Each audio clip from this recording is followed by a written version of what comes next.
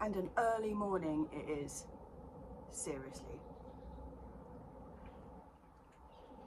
I'm just about to start talking tomatoes, but the reason we're up so early is, you know, all this business with the kitchen floor that I was like, oh, I wonder if it's going to be done by Christmas. Well, they're coming in to rip it out today. What is it, the end of May? Anyway, they're coming in really early this morning, so we've got to get everything out of like the bottom part of the house. So I just thought now is the time to talk about tomatoes, sit in the garden. It was meant to be beautiful sunshine. It's not. That seems to be the general theme of things at the moment. But actually, I've just realised this is a bit awkward talking into the tomatoes. So let me just rearrange myself and we'll get back to it.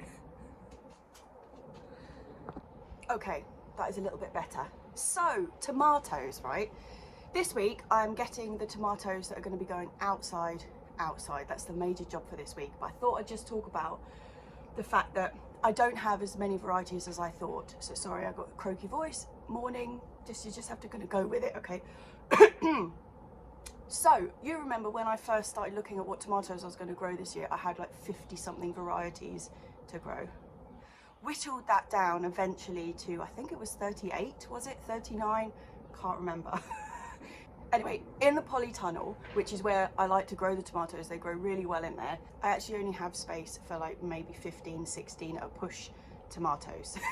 So, yeah. I was going well over, and I was thinking I was going to have to build a new poly, like little house thing, a temporary thing to get them in. But what I ended up doing, serendipity, probably is the right word, into action. I only sowed 2 of each variety, and in the idea that, okay, if they don't come up, they're going to be shunted into next year's tomato selection. And actually, it's worked out pretty good. I've got about 18. Actually, I've got more than 18, but I'm going to explain that in a minute. Anyway, roll call of the tomatoes that are going to be growing in the Polytunnel this year is Ananas Noir, Solar Flare, Pork Chop, Bulgarian, don't know what the name of the tomato is, hence it's just Bulgarian. We have got Dr. Green, Rosella, Captain Lucky, Black Beauty, Cherokee Purple, Copper River, Alice's Dream, Black Crim, Garnet, Indigo Apple, and Japanese Black Truffelli. There are 2 extras. There is a Brad's Atomic Grape and there is a Sun Gold, the little golden cherry. So that, chaps, is what's going in the Polytunnel this year. I also have 5 other varieties, which are Jet Setter, Oregon Spring, Early Wonder, Silettes, and Early Pick. And these ones are red short season tomatoes, which are going to be grown actually here in the garden at home in pots. Didn't get my props in place. In pots this size, the same size that I grow the chilies and aubergines in, etc. in the greenhouse. So that's these chaps. I haven't actually potted them up. You can see that I've potted my ones that are going into the Polytunnel up because the Polytunnel isn't ready for them, and so they need a little bit of extra time. But my ones that are going into the pots in the garden, I've just kept in there because they're going to be going in there shortly. And the ones that are going to be grown outside, oh God, I've got nothing to put that on. Just put it down here. The ones that are going to be grown outside are already up at the allotment, and they have been in the cold frame for about a week. And that is what I'm going to be doing today, is building a frame for them, because they're going to be growing outside unprotected in one of the raised beds. There's the 9 of them. So some of them, neither of the seed germinated, in which case they have been bumped into the 2024 tomato category, and some of them both germinated, in which case I've saved the stronger of the 2 seedlings for the Polytunnel, and the weaker one is the one that's going outside. Just because I think that the ones that are in the Polytunnel are going to be my main focus, and we're just going to get the ones outside and see how they go. I don't normally do particularly well with outside tomatoes. We get a lot of blight, so it's more of a gamble. But if they work well outside, I will be absolutely chuffed, because that would be brilliant. It means I can grow way more tomatoes than I can fit in the Polytunnel next year. So I think it's going to be quite interesting actually having them growing in the 3 places. I've never grown tomatoes back here before, so that'd be good. So we're going to basically, the setup is going to be, there is going to be some in the bed in the Polytunnel, there's going to be some in the bed outdoors, and there's going to be some outdoors in pots. Good selection. So yeah, one of the things we've really got to do is start clearing that Polytunnel, like I said, but earlier this week. So yesterday I was up at the allotment and I was just carrying on with the clearing of the beds outside. Actually, I sorted out the bed that has the red cabbages growing in it. I don't think my red cabbages are actually going to come to anything. I think they're actually on their bolting way out and we'll just eat them as greens. I don't think I'm going to be getting any beautiful hearty red cabbages, but still they're alive, and everything else in this bed died in the winter, so I'm not going to turf them out just yet. See what they do. Something else I got done yesterday was I tidied up the broad beans because we've got a bit of, I wouldn't say high wind, it's hardly going to be a tornado, but we have got wind forecast and they weren't very well tied in, and broad beans can snap really easily. So I spent a bit of time just tying them in and making sure that they were really well supported. It also meant that I could hoe between them once I'd lifted them up against the canes. So that was good, got that bed sorted. So yeah, it's all dandy really. I mean, obviously, big job is I've got to get the stuff out of the polytunnel. At the moment, it's absolutely jam-packed full of lettuces and chard. The lettuces, that's all very well and good. Like, I can plant around, pick what I like it is in the wrong place, and I can plant around them. The chard needs to come out entirely. There's also a huge red chicory in there that needs booting out. But yeah, it is all about making a tomato frame today. Last year, I put stakes in. We did try a couple last year. It didn't work very well. Obviously, you know how great the tomato year was last year for us. But I tried stakes. I'm not going to do that this year. Anyway, I'm going to finish this cup of coffee. I am going to go and get dressed, so I'm not wearing my tracksuit trousers. Once these guys show up to rip the kitchen out, they're taking the sink, they're taking the whole of one side of the kitchen out today. It's going to be chaos. And I will see you up at the allotment for a bit of construction. Yeah, man, I tell you what, I could have really done with a couple of hours extra sleep last night.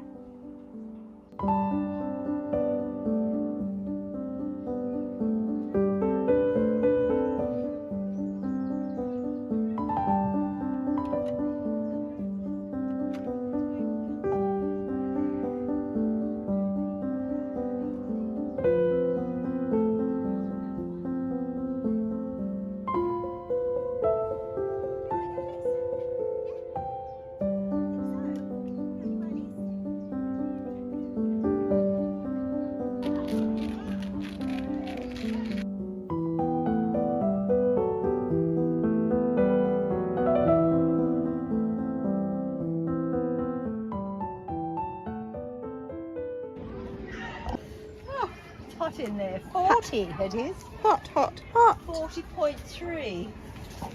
It is hot, hot, hot in here. Look at that. 40.3. Chard needs to go. I've actually got my baby chard in here, trying to give them a bit of a boost in the humidity.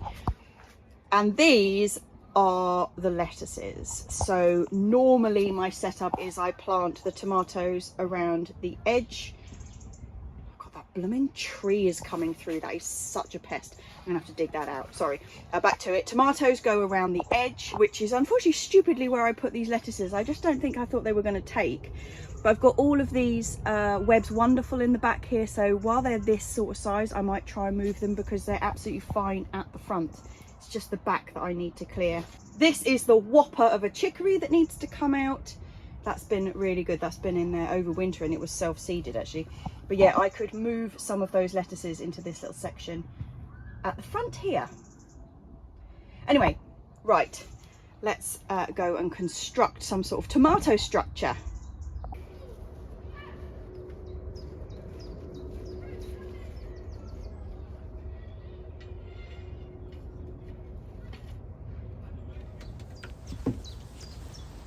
I don't actually have a plan in my head at the moment for how I'm going to make this tomato structure, but it's going to go on the bed which is next to the fruit cage. So it's the last of the old size beds that we had before I replaced them all.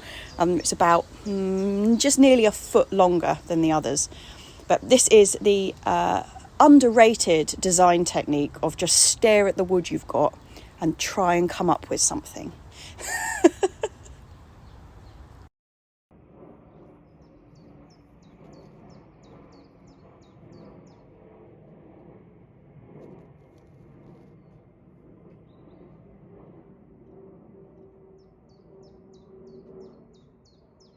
Okay, slight change of plan. My longest stick is not long enough for the long bed. A lot of long in that sentence. So I'm going to change my plan. Tomatoes are going to be in the bed that had the tulips and dahlias in last year. That way it fits. It also means that once I've made this structure, it's going to be able to be shifted onto any bed that I want to grow the tomatoes in next year. I can keep it and just move it around because it's going to be the same size as the rest of the beds.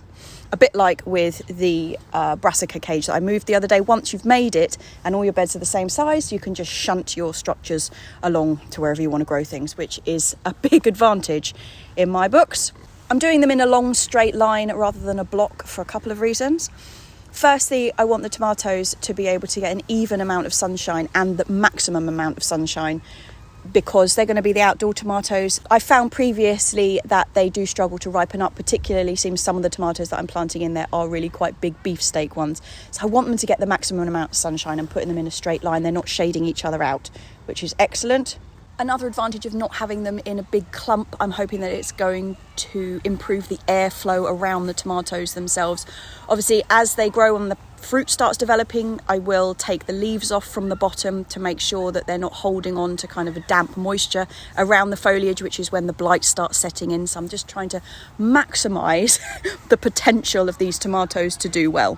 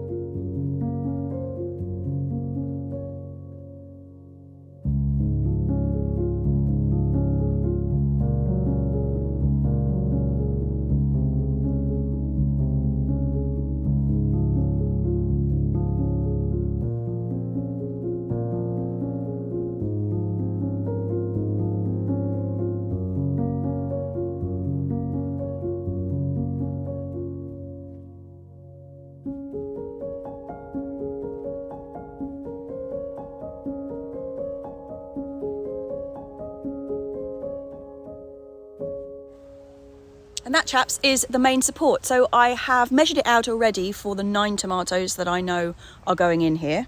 And I've put little double screws where my bamboo canes are going to go. Obviously the tomatoes are going to grow a lot higher than where I've put this support in, but I didn't want to make the support the full height because then it becomes unstable.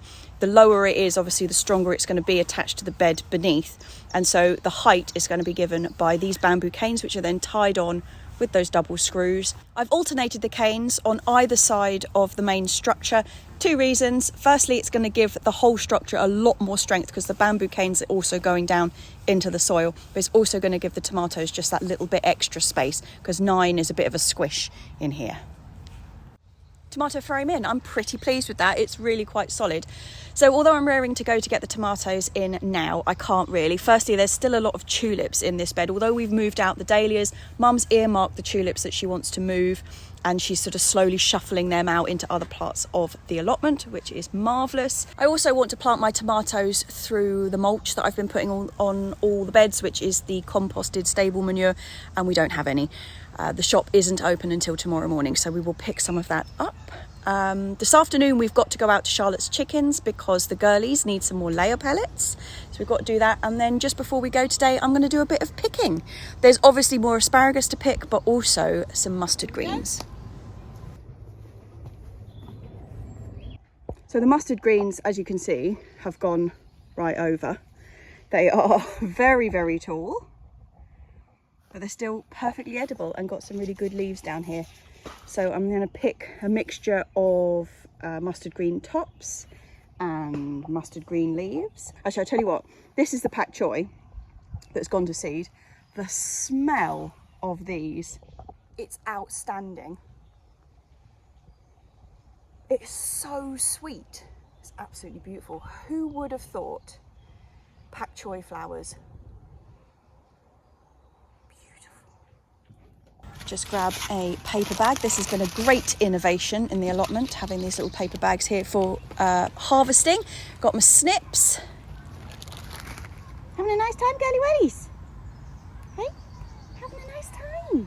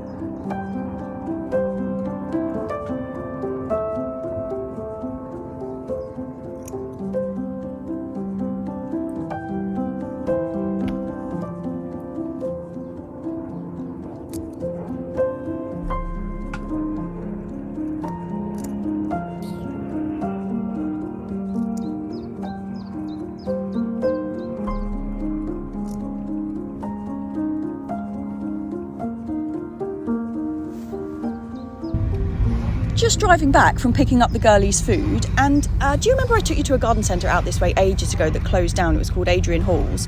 Well, the site was earmarked to be turned into flats, but we've just driven past it and it seems to be like reopened as a garden centre. So we couldn't drive past without going to have a look. Look at these poppies. Are they not magnificent? I cannot wait for the poppies to be out on the allotment. They just look so beautiful. But this place is huge. I'd forgotten how big it was. Gosh, sorry, these poppies are just really distracting me. Mum has already picked up a little margarita and some geraniums. I tell you what is so extraordinary about this place. It is so cheap. I don't know what's happening. Look, there's 50% off. So this pot is like £7. What is that about? Yeah, everything is a bargain. Those 12 geranium plants, £4. And all of this, like all this shrubbery, I mean, admittedly, there's very little here in the way of, look at these trachyospermums, I don't know how much they are. Yeah, there's very little in the way of vegetable plugs and things. This is much more of a garden centre, but whoo! I'm well impressed. Well impressed. Oh, look at those wisterias. They've got like an umbrella wisteria. I mean, it's not a small wisteria. Look at that. I mean, okay, it's not got a huge canopy, but you could train that into something beautiful. Shall I tell you what? This place has got some really mature plants in. It's quite rare to see a garden centre that's got such large plants. Well, I had to stop filming because my hands were full with things. We bought a lot of stuff, and sweeties, I can't understand why it was so cheap. felt like being on candid camera or something, like someone was going to jump, oh, you get to the till and actually it's like 10 times the price. No, it was all really cheap. So we're going to have to come back here on a day when we've got a bit more time, because that was amazing. Right, back on track.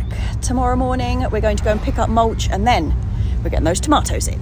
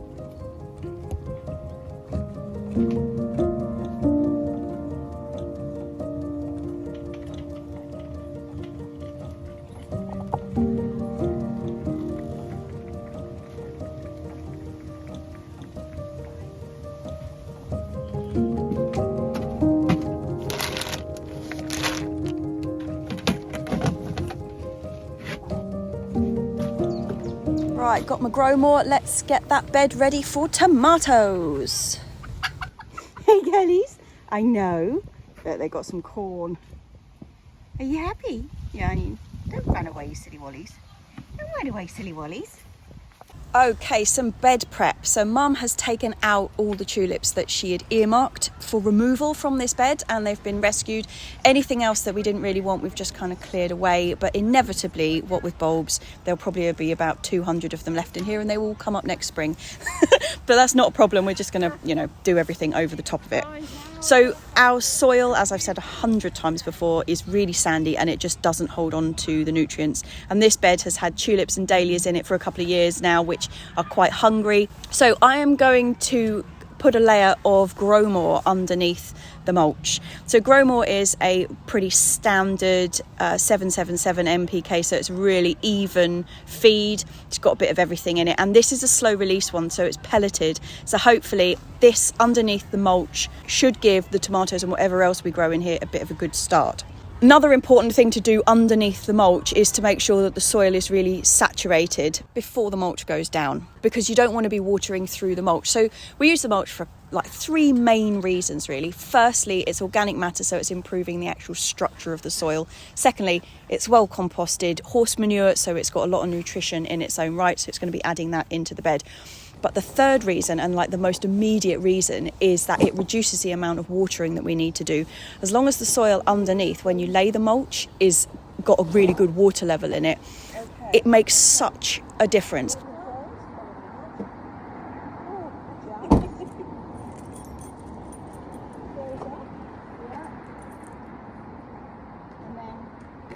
If that's too much, take it. Do you think that's going to be a bit?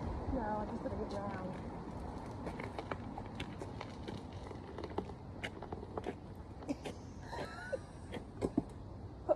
Put it on this one. No, use too much. It's not. This is just not even. Well, I'll come back for the. I'll rush up with this one and then Don't come rush. back for the other one.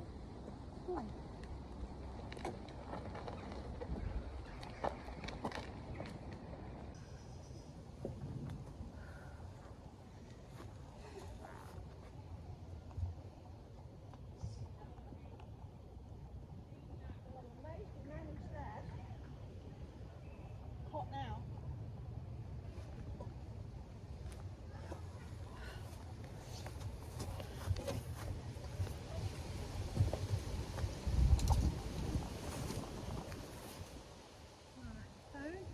Okay, so if you throw yours on that side, I'll throw mine on this side, and we should be made.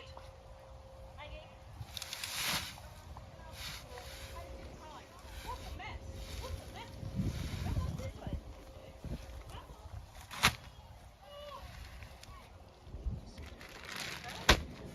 I'll take this back. Okay.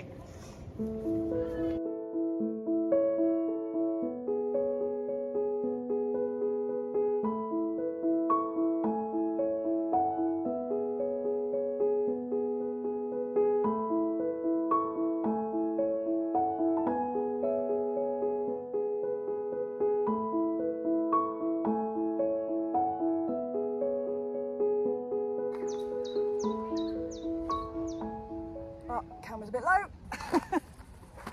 Let's try that again.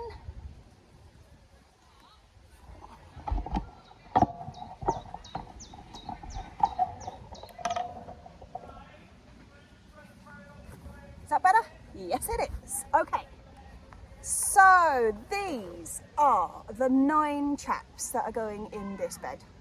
So these are, you know, I only sowed 2 of each of the varieties. Well, some of them I got 2 up, and these are my doubles. So what's going in the polytunnel? Oh, don't fall over, boys. What's going in the polytunnel is 1 of each, and I've potted them up and they're growing away still at home quite fine. These guys were the extras and they are going to go in this bed, like I said. I haven't potted them up, they're still in their small pots, but I knew I was going to be getting these out earlier than the ones that are going in the poly, so I didn't bother. So let me introduce you to who's going to be an outdoor tomato this year. We have got 3 short season, red round tomatoes, you know, mid-size red tomato, and they are Early Wonder, Jet Setter and Oregon Spring. These 3 are going in, and I've got really high hopes for them because they were very kindly given to me because they were short season, because of the disaster last year. I was given these.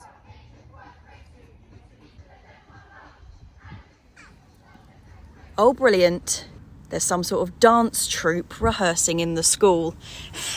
They're doing all of this sort of nonsense, which is no good for recording about tomatoes. And so, yeah, we're reduced to voiceover again. Chaps, I'm sorry about that, but I was about to tell you all the different tomatoes that I've got going in the outside section, which are Bulgarian, which is the huge one. We have a Rosella. We have a Black Crim, Alice's Dream, Pork Chop, Captain Lucky, along with the short season red ones. So I think that should do us all right. Planting deep, as you always do with tomatoes, because they can produce roots out of their stems, so yeah, you can go really quite deep with them. What I'm also doing is just pulling back the mulch and then digging my hole, and I'm going to put my tomato in and then put the soil back around and then mulch up around its neck, trying to keep that mulch barrier intact. So the soil goes round, push that down, and then I will mulch around the top of it. And there is tomato number 1 in place.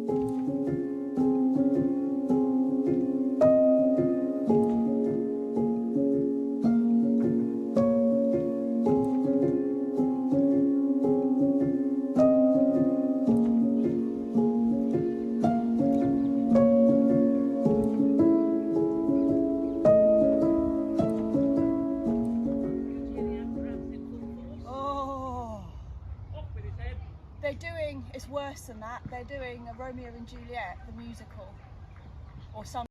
They're singing the worst songs ever, and then they're shouting, do you bite your thumb at me, sir? You know that bit from when they're having a fight at the beginning?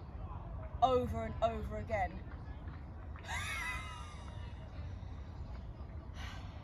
At least it's not off with her head. You're right.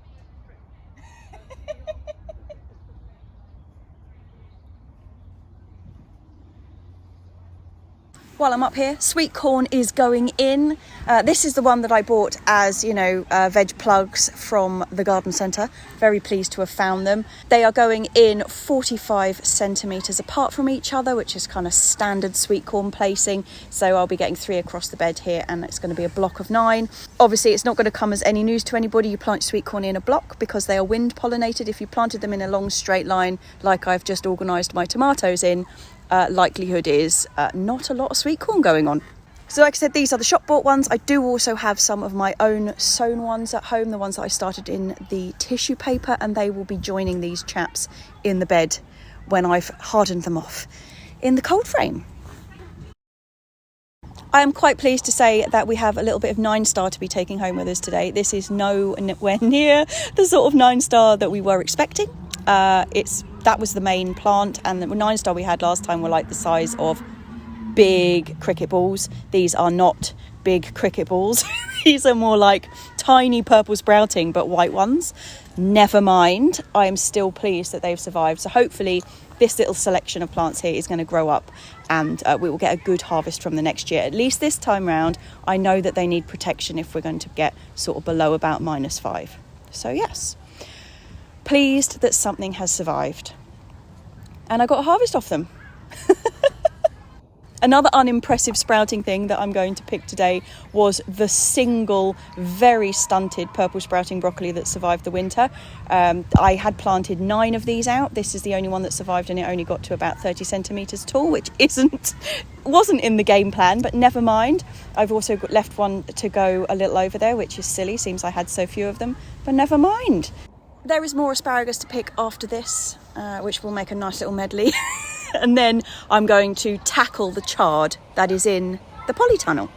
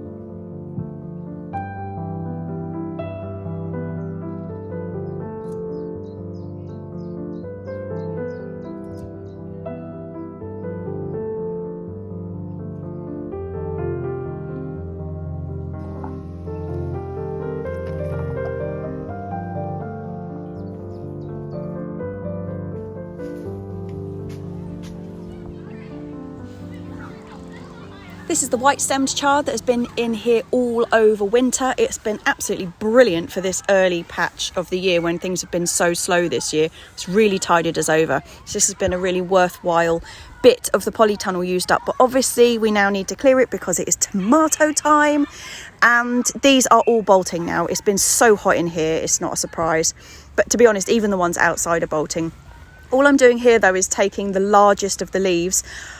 I'm not planting my tomatoes out until next week, and so I'll just keep the little tiny leaves that are in the centre of the patches where I've chopped off the bolting stems, because they will be good in salad and things like that. So they're just being kept fresh in here really until I use them, and then I will rip the whole lot out when I go for tomatoes. Woo! Exciting times. And there we are. We are not short of a bit of chard for tonight.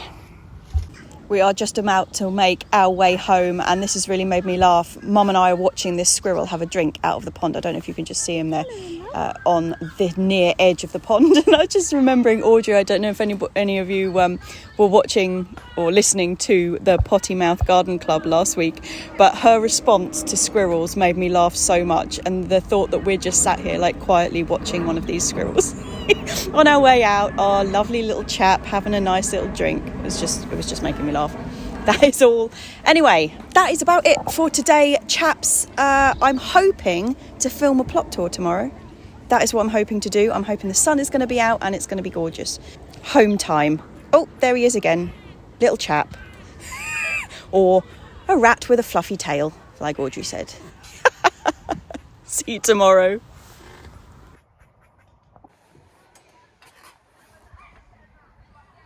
I am wearing a woolly hat. It's May. This is not right.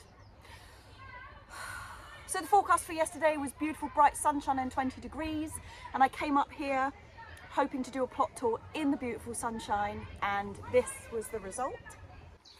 Good morning, chaps. I have waited and waited, I say waited and waited, it hasn't been an age, it's been about 2 days to come up and do the plot tour. Because this morning, it is Sunday morning, and this morning the forecast just had a whole row of beautiful sunshines It's grey as anything. Not only is it grey, it's windy. So I think what I'm going to do is get the kettle on, have a cup of tea, a cup of coffee, don't have any milk, and wait for this just to pass by, I think. I'm optimistic. So hopefully I'm going to see you very shortly in perfect sunshine. So anyway, I'm going to get on with some unfilmy jobs like weeding and hope that the sun comes out, and I'll do a plot tour as soon as the sun's out. I tell you, one of the things I'm going to do while I'm waiting for the sun to come out, I'm going to sow those extra chickpeas, because I had so many people come back to me and say that is nowhere near enough. So I'm just going to sow some extra chickpeas, and I'm also going to re-sow a couple of runner beans because they got slugged, like off at the base slugged. So I'm going to re-sow some of them. Some of the other beans, a couple of the Greek gigantes got slugged but higher up, and so they're going to recover, but the runner beans, nah, right off at soil level. Yeah, because it's grey. I want it to be sunny. And the sun never came out. It is now Monday morning. I thought there was going to be sunshine this morning for a nice plot tour. There's been nothing. So plot tour is going to be next week, chaps. I'm here actually editing the video. In fact, I'm editing the video as I talk to you. This is my end piece. I don't have a drink because it's Monday morning. That would be a worry if I was up here, you know, I don't know, with a can of 4X at 10 o'clock in the morning. But anyway, just a couple of things that I did do that day. So I potted up my three largest peppers into their end game pots. I'll show you that in a second. And then I want to talk to you about chickpeas and compost.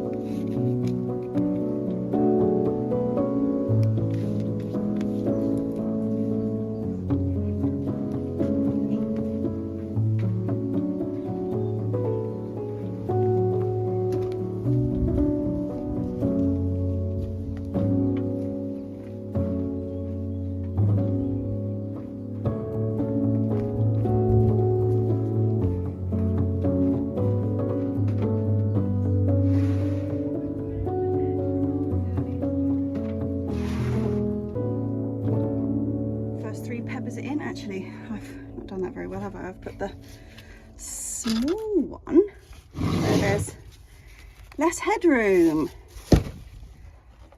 That makes more sense.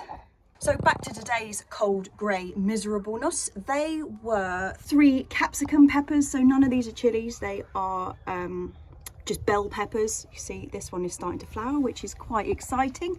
But like I said, I wanted to talk to you about compost. So the mix that I've put these into, that I planted them into yesterday, is a mixture of the Rocket Grow fruit and veg and also the Melcore Silver Grow.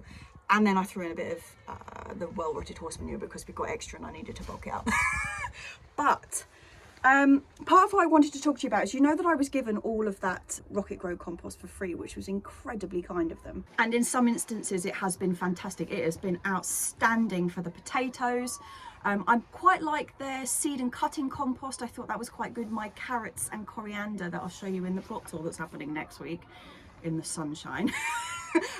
Yeah, that's all come up really well. I sowed that straight into that. That worked brilliantly. Just a word of caution, I just feel like in the interests of being completely transparent about this, I don't think I would ever use the fruit and veg compost again to sow seed direct into. So I know that it's not sold as a seed and cutting compost, but I sowed my chickpeas last week direct into that compost. And let me just grab one for you.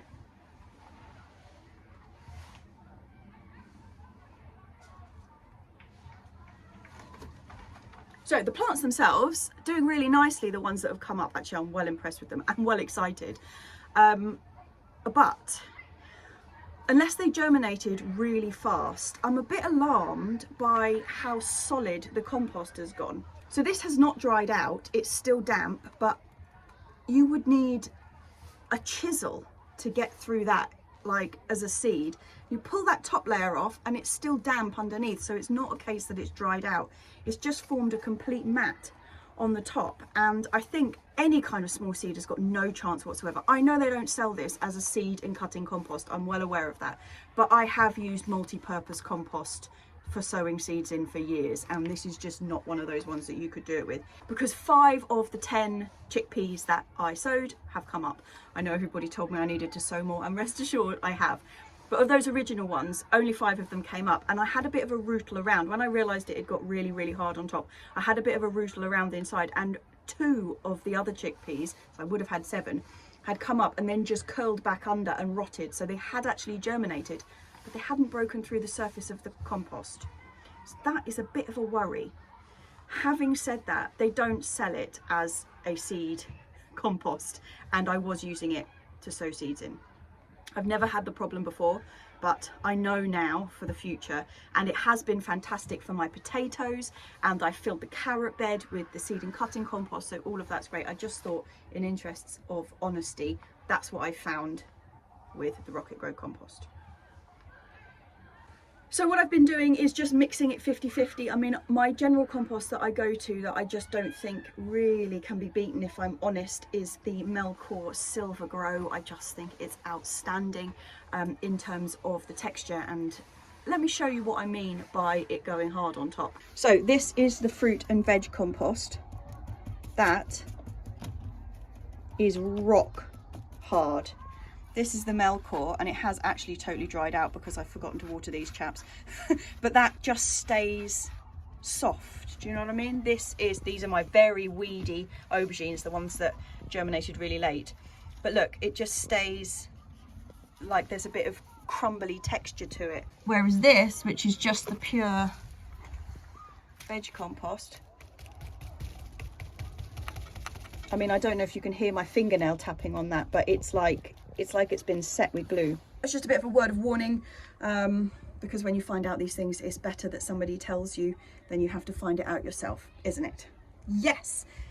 So like I said, I have got more chickpeas in. There's actually 2 chickpeas in each of these pots as opposed to a single in the others. And this is a mixture of the Rocket Grow fruit and veg and the Melcore. So I've got high hopes for that. I don't think it will crust over like the other. So just in time for the kids to come out for their lunch break at school. If you can hear me over them. That's it for this week, chaps. Next week we're going to be opening with an incredibly sunny plot tour. I swear it. At least this week we got the first lot of tomatoes in, which was very exciting. Can't wait to start clearing the Polytunnel and getting all of that stuff in. It's all go. It's all go. I am going to finish editing this and yes, that's it. It's going to be cheers. The weather is so awful. Firstly, I don't have a drink because it's the morning, but I've been drinking chicken bovril. Like, it's May. It's like middle of the day, well, early middle of the day, like 11:30 or whatever. And I'm drinking chicken bovril and I've got a coat, a jumper and a woolly hat on. Will you stop screaming? I'm gonna make this really quick. Cheers to everybody, cheers to even without a drink, just, you know, like, cheers to my magical Monday clubbers, cheers to everybody else who watches Tuesday and for the rest of the week. Cheers to the whole world. We got the tomatoes in, that's a big bonus. Oh, where's the sunshine? Where is the sunshine? I'll see you next week, chaps.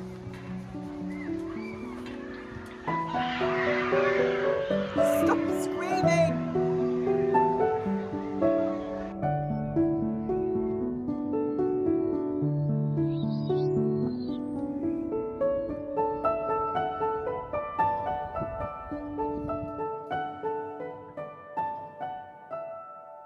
I am wearing a woolly hat.